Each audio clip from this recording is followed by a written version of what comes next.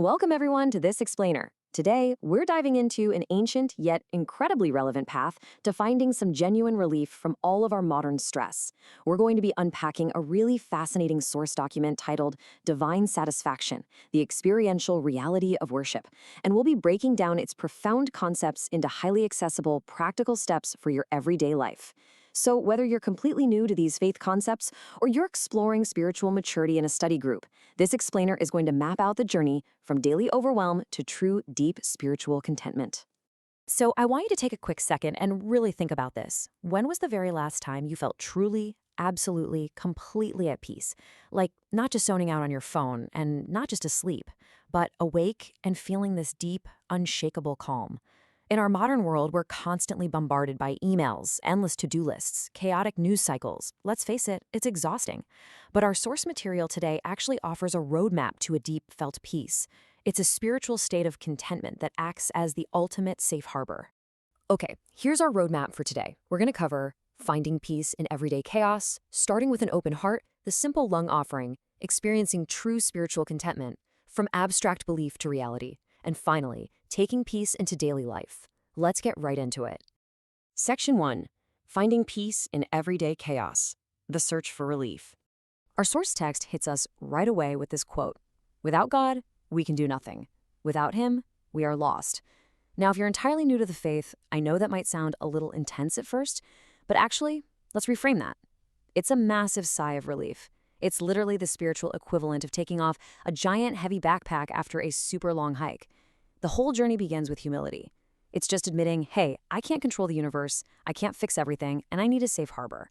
By acknowledging we need help, we immediately release the pressure of having to do it all ourselves. Moving right along to Section 2, starting with an open heart, making space for peace.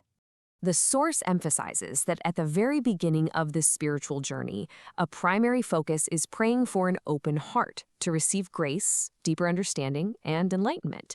To put that in modern terms, it's like intentionally closing out all those chaotic open browser tabs in your brain. It's turning off the constant push notifications on your phone so you can finally focus.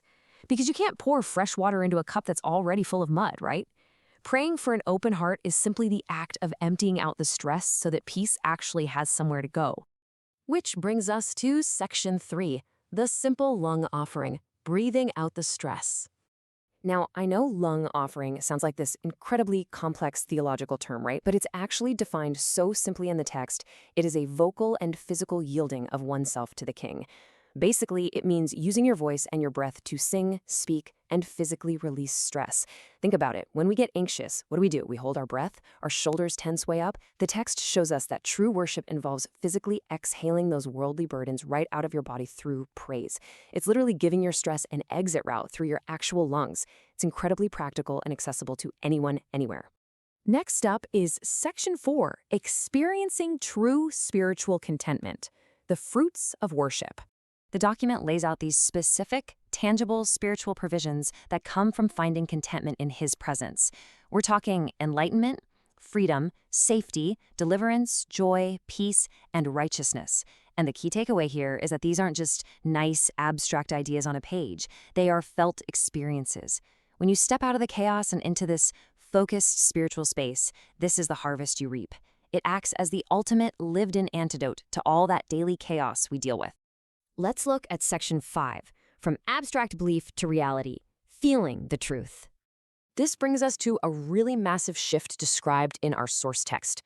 Over on one side, we've got legal truth. That's head knowledge. It's knowing the historical facts of faith, reading the words on a page, and just intellectually nodding along. But the entire goal of worship is to cross over to the other side, experiential reality. This is the felt reality. It's the difference between reading a book about water and actually taking a huge, refreshing drink when you're parched. The ultimate goal of oneness, where spiritual peace becomes something you live and breathe every single day. So, let's look back at the journey we've mapped out so far. Step 1, acknowledge your need and drop that heavy backpack. Step 2, open your heart and close out those mental browser tabs. Step 3, give a lung offering. Just physically exhale the stress. And Step 4, be transformed by the Word, moving from that head knowledge into a real, felt reality. Following these super accessible steps takes you from walking into a space weighed down with baggage to stepping back out completely renewed. Finally, we arrive at Section 6, taking peace into daily life, the cup that won't run dry. The source material uses this incredibly powerful imagery. Jesus is the cup that won't run dry. This represents total, absolute satisfaction. Because let's face it, when modern stress drains your energy, your patience, and your focus, this spiritual contentment is always right there to refill you. By practicing the simple routines we've discussed, acknowledging your limits, intentionally opening your heart, and breathing out praise, you can continuously tap into this endless cup throughout your workday, your commute, the whole shebang. It's an ever-present safety net. I want to leave you with a provocative thought to ponder today, or maybe even discuss in your study groups. How will you move from head knowledge to a felt reality today? Because just knowing about peace isn't enough, right? We actually have to experience it. I highly encourage you to practice these simple routines. Actively seek that presence, and let spiritual contentment transform your everyday chaos. Thank you so much for joining me on this explainer, and I really hope you carry this deep, felt peace into whatever your day holds next.